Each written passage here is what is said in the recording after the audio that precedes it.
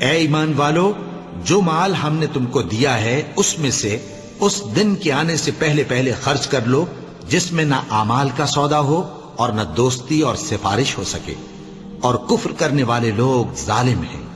اللہ وہ معبود برحق ہے کہ اس کے سوا کوئی عبادت کے لائق نہیں، زندہ ہے، سب کو تھامنے والا، اسے نہ اونگ آتی ہے نہ نیند، جو کچھ آسمانوں میں اور جو کچھ زمین میں ہے سب اسی کا ہے۔ کون ہے کہ اس کی اجازت کے بغیر اس سے کسی کی سفارش کر سکے؟ جو کچھ لوگوں کے روبرو ہو رہا ہے اور جو کچھ ان کے پیچھے ہو چکا ہے اسے سب معلوم ہے، اور لوگ اس کی معلومات میں سے کسی چیز پر دسترس حاصل نہیں کر سکتے۔ ہاں، جس قدر وہ چاہتا ہے اسی قدر معلوم کرا دیتا ہے۔